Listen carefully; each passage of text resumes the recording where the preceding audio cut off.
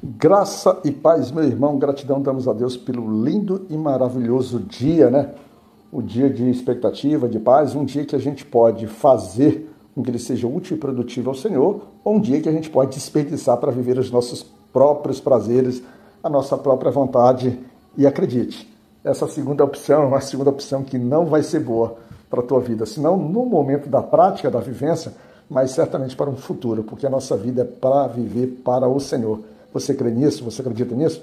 Por exemplo, o prático disso. Hoje, na noite anterior, na noite de quarta-feira, nós tivemos uma ministração pelo pastor Manuel, na apresentação dele na igreja da Capela Evangélica de Aeronáutica, e ele trouxe uma ministração bastante diferente, e dentro dessa ministração ele expressou-se sobre, vamos dizer assim, dos cuidados do irmão, né, com o próximo, do favor, da comunhão, e do crescimento da igreja, dos irmãos entre si em comunhão ali. E em algum momento também nós falamos sobre a capacidade de amar através das visitas, do cuidado com o próximo. E hoje, eu já estava isso desde ontem, isso cresceu um pouco mais em mim, nós fomos visitar o irmão, que foi o irmão Eliabe, para poder ter um momento de comunhão. E é sempre muito bom, muito gostoso, ou seja, eu tirei parte do meu dia para que a gente pudesse levar o amor de Deus, ter momento de comunhão, ter momento de respeito, de fraternidade com o próximo. Isso é legal, isso alegra o Senhor, isso traz vida não só para a pessoa que foi visitada, quanto para nós mesmos.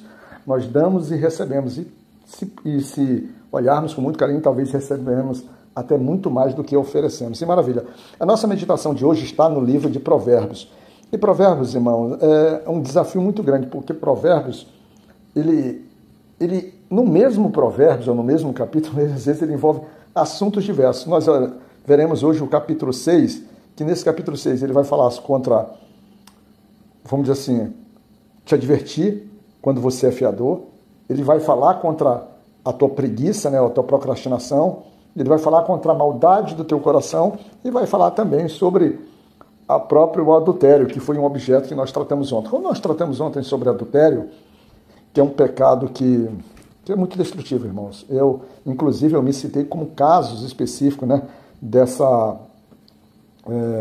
dessas ações e que nós sofremos consequências até hoje. E eu disse muito claramente que uma das consequências que o adultério trouxe na minha vida foi, vamos dizer assim, uma dificuldade muito grande de eu ser visto como pai pelos meus filhos, né?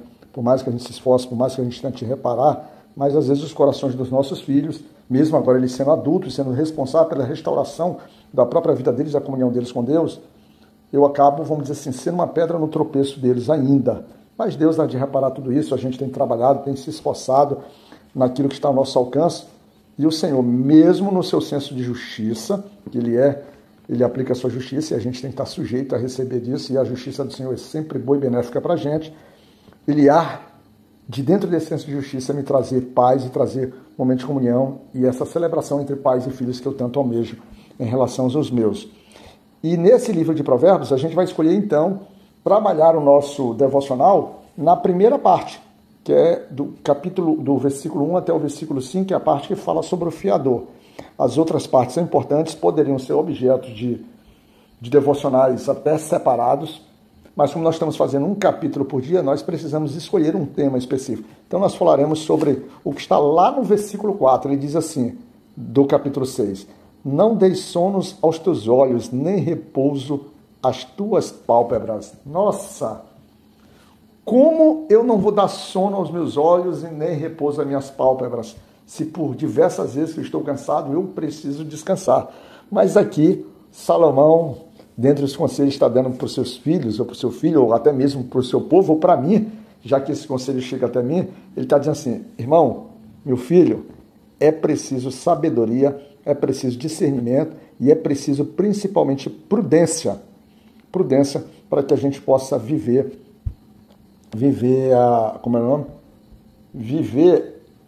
as bênçãos do Senhor, e essas bênçãos que nós temos, elas acabam se tornando um fardo, porque elas acabam escapando da nossa mão.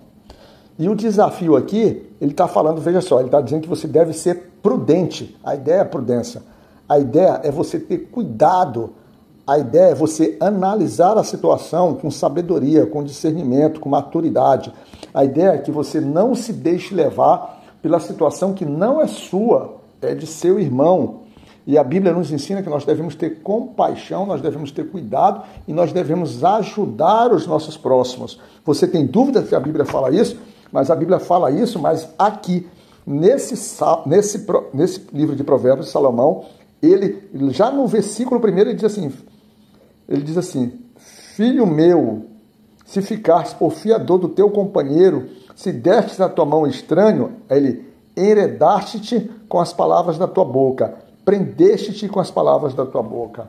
Ele diz assim, filho, você quando abre a sua boca e que você assume compromissos que não são seus, toma cuidado, você está preso a esses compromissos. E aqui era um tempo que os compromissos eram selados com palavra de homem, aperto de mão. Hoje a gente precisa de contratos, precisa de garantias, hipotecas, a gente precisa de milhares de coisas, porque aquele que nos empresta, ele é mais prudente do que nós que vamos pedir emprestado. E por vezes a gente não, a dor não é nossa, o sofrimento não é nosso.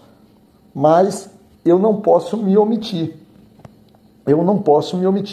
Pelo menos não, presta atenção, não naquilo que efetivamente esteja ao meu alcance. Por exemplo prático, para que a gente possa ter uma noção do que a gente está falando com mais maturidade e com mais tranquilidade, quando a gente vai lá no primeiro livro de João, você lembra? Primeiro livro de João? Nós vamos lá no primeiro de João, no capítulo 3, no versículo 17, já vai dar a primeira chacoalhada. A gente está iniciando dizendo que nós estamos numa questão de fiador, e eu não estou dizendo que você não possa ser fiador. Mas, normalmente, essa questão de fiador, ela envolve compromissos grandes, compromissos que levam um prazo expressivo, compromissos que têm por característica a possibilidade de te causar um dano bastante, vamos dizer assim, bastante marcante. E a Bíblia, ela está chamando a atenção sobre isso. Primeiro que ela não quer, ela está dizendo, olha, você não deve ser fiador. Essa posição de fiador é uma posição que pode trazer problemas. E ela não pode trazer problemas só com a dívida em si. Dentro da tua própria casa, essa questão de fiador, você ser generoso, e isso vai envolver, inclusive, vamos dizer assim, uma dificuldade dessa discussão, desse assunto dentro da sua casa com a sua mulher, certamente. Se ela for prudente mais do que você, ela vai logo dizer não. E você está com esse amor, essa compaixão pelo irmão, que é boa, né? Mas ela é impertinente para o momento, da forma como você quer viver, e você vai dizer sim. E você acaba assumindo esse compromisso. E aí a Bíblia, ela é taxativa. Isso vai te trazer problemas. E os problemas são tão grandes a ponto de tirar o sono. Ele vai não deixar você ter o sono que, segundo meu irmão Jano sempre fala no nosso momento de oração, às madrugadas, todos os dias às 5 horas. Você sabia disso? Eu, irmão Jano, irmão Valtair, irmão Coutinho, nós temos uma corrente de oração diariamente, às 5 horas da manhã. Se você tiver interesse, fala com a gente. Se você quiser participar, é oração, é uma oração por necessidade. E aí o irmão Jano vai e fala sempre assim, Senhor, dai a ele um sono regenerador, um sono dos justos. Mas aqui você não vai ter, porque a Bíblia está dizendo, não dê sonos aos teus olhos, nem repouso às tuas palavras. Esteja ativo, esteja vivo, esteja ávido por buscar a solução. Cuidado, isso vai te sufocar, isso vai te incomodar, isso vai tirar a tua paz, isso inclusive pode te levar a uma ruína financeira. É esse o aspecto. Mas lembra-te quando eu te disse que irmão, então o meu irmão está em necessidade e eu vou negar ajuda ao meu irmão? Bem, a Bíblia não está ensinando isso para a gente, porque assim como ela fala da preocupação e da prudência em você ser fiador, e ela recomenda que você não seja, lá no versículo 17 do capítulo 3 do primeiro livro de João, e eu estou lendo a Bíblia Arque, Almeida Revista Corrigida, ela diz assim, quem pois tiver bens do mundo e vendo o seu irmão necessitado e encerrar suas entranhas, como estará nele a caridade de Deus? Epa, o que está acontecendo, meu pai? Aqui tu está dizendo que os meus bens devem estar à disposição do irmão necessitado. Por outro lado, ele está dizendo que eu não posso ser fiador. Mas observa só, o que tu tem de bem é o teu nome, o que tu tem de bem é o teu crédito na praça, porque tu tem honrado tuas contas, você não tem nem sobras materiais, é isso que você tem? Porque lá no versículo ele está falando que você tem bens, você tem posses, ou seja, você está à tua disposição. Quando a gente vai lá no livro de Atos 2, por exemplo, né, na formação da igreja, que ele fala que os irmãos vendiam suas coisas e distribuíam, né, transformavam em dinheiro e distribuíam entre os próximos, observa só, eles acabavam pegando o que era seu e efetivamente dando para quem necessitava, de uma forma que o que está escrito, por exemplo, lá no versículo 44 de Atos, do capítulo 2, ele diz assim: todos os que criam estavam juntos e tinham tudo em comum. Tudo em comum. Ou seja, os bens deles pertenciam à própria comunidade. E essa foi uma forma deles mostrarem a compaixão, mostrarem o amor, mostrarem a presença e o cuidado com o próximo. Mas você não vai ver aqueles irmãos sendo fiadores, se colocando em risco, se colocando no laço do passarinheiro, se colocando assim, com uma presa propensa a ser, vamos dizer assim, abatida pelo seu caçador. Não. Ele diz assim, os bens, ele precisa analisar a situação dele para que ele possa ver como vai ajudar. Eu, às vezes, até digo para minha esposa assim, olha, quando a gente está dentro da igreja e que a gente começa a ver, e principalmente os grupos da igreja, e um pede isso, outro pede aquilo, outro está necessitado ali, outro necessidade material, outro é fralda, outro é roupa, o outro é comida, o outro não tem passagem, é o curso, é a luz. Às vezes, é um conjunto de necessidades de irmãos que temos, que são justas, e às vezes eu digo assim, misericórdia, meu Deus, a gente às vezes quer ajudar, mas não consegue ajudar a todos. Por isso que a gente precisa ter uma igreja forte, uma igreja atenta, ministérios às vezes bem formados, como de ação social, para que possa trabalhar essas questões. A gente precisa conhecer a vida, vamos dizer assim, a intimidade daquele irmão, a necessidade real, conhecer o seu ciclo, a sua família, se está havendo, por exemplo, dentro do conjunto, como a própria palavra do Senhor fala lá, sobre a responsabilidade dos órfãos e das viúvas, não tem? Mas que essa, vamos dizer assim, necessidade ou essa obrigação recai sobre a própria família cristã e não efetivamente sobre a família chamada igreja, mas que a família chamada igreja precisa ter esse olhar, precisa ter esse cuidado, precisa ter essa atenção, inclusive para poder orientar aqueles que estão deixando de cumprir como os filhos o cuidado com seus pais e os necessitados. A Bíblia, ela não diz que você não deve ajudar o seu irmão, pelo contrário, ela te estimula, como ela está estimulando aqui no capítulo 3, versículo 17 de 1 João.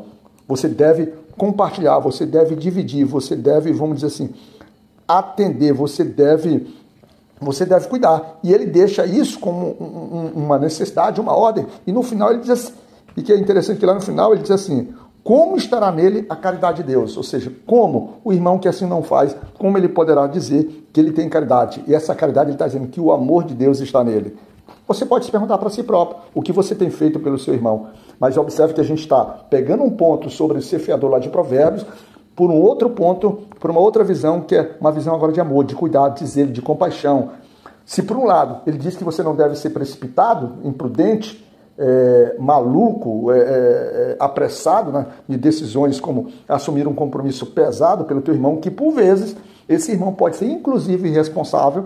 Lembra quando eu disse que é preciso conhecer a vida desse irmão, é preciso essa intimidade, esse relacionamento, é preciso buscar na própria comunidade cristã o porquê que esse irmão passa por essa necessidade? Será que não é a própria mão de Deus, daquelas ações, daquelas provações que só Deus sabe explicar? Nós não sabemos tudo isso. E para que a gente situe um pouco mais, para a gente ter essa certeza que ser fiador não tem nada a ver em ajudar os irmãos, ser fiador, principalmente nessas questões que a gente está dizendo, não se trata, isso não representa amor. Ser fiador poderá te trazer problemas muito, mas muito sérios. E por vezes, e o sensato e o ideal é você dizer não ao seu irmão. Mas lembrai-vos, cuidado com esse não, porque a palavra do Senhor, eu estou te mostrando que ela te estimula a cuidar e a ser zeloso e a caridoso com o teu irmão. Quando a gente vai, por exemplo, lá no capítulo 5 de Mateus, no versículo 42, você lembra do capítulo 5, o famoso Sermão da Montanha, né? O que ele vai trazer? Ele diz assim, dá a quem te pedir e não te desvies daquele que quiser que lhe empreste. Eita, aqui piorou a situação. Se lá ele falava de um jeito, aqui ele está dizendo assim, inclusive que te pede emprestado, empreste. Bem, se você tiver, pode emprestar. Se você tem para dar, dê. Se você pode dar o suporte ao irmão sem oferecer risco à tua própria sobrevivência, à sobrevivência do teu filho, à sobrevivência da tua casa, ao cuidado com a obra de Deus, todo esse processo está envolvido, está sendo bem cuidado, está sendo bem zelado, está sendo bem observado, é claro que você deve dar emprestado. Isso aqui não anula o que nós estamos lendo em Provérbios. Eu estou trazendo comparações do que é. O que a regra é, não te envolva com coisas que você claramente, perfeitamente já sabe que vai te trazer um problema sério. E aí eu quero deixar um testemunho pessoal. Eu, quando eu era jovem, tinha mais ou menos uns 26 anos, 27 anos, eu comprei um freezer vertical para o meu tio, que hoje ele já é falecido. E esse meu tio, ele deixou de pagar. Quando eu voltei da escola de especialista, ali no ano de 2000, eu descobri que meu nome estava no SPC, que eu fui fazer uma compra e descobri. E ao tentar descobrir a origem disso, eu acabei, vamos dizer assim, entendendo que a origem era a dívida que meu tio não havia pago. Ele não havia honrado o seu compromisso. Então eu me tornava fiador diante de uma compra que eu fiz para ele. Aí o que ocorreu? Eu, na época, com uma certa condição, fui e resolvi o problema foi solucionado. Mas aí, papai, eu não fiz com amor, não fiz com compaixão. Sabe o que foi que eu fiz? Eu deixado levar para uma situação, até pela minha situação de vida e pela influência das pessoas que me rodeavam, eu fui lá e tomei o freezer do meu tio. E meu tio trabalhava, ele tinha bar, vendia cerveja, vendia refrigerante, tinha a vida comercial dele. Eu trabalhava. Aí o que foi que eu fiz? Peguei esse freezer, tomei dele, não me importei com o meu tio, que era filho único, que era irmão único da minha mãe, o único irmão, e o irmão que cuidou dela quando chegou em São Luís do Maranhão, quando ele veio primeiro, e ela veio depois, e ele foi que deu todo o suporte. A minha mãe, ao saber disso, se levantou contra mim, me chamou a atenção, e eu ignorei o que minha mãe falou, mantive o meu passo, entreguei para o meu cunhado. Meu cunhado, por sua vez, quando eu botei na casa dele, ele deu fim no freezer, vendeu lá, desapareceu com o freezer, e eu acabei criando dano para o meu tio. No final, você sabe o que foi que aconteceu? Durante a minha convivência com ele, eu nunca pedi perdão pelo erro que eu cometi com meu tio.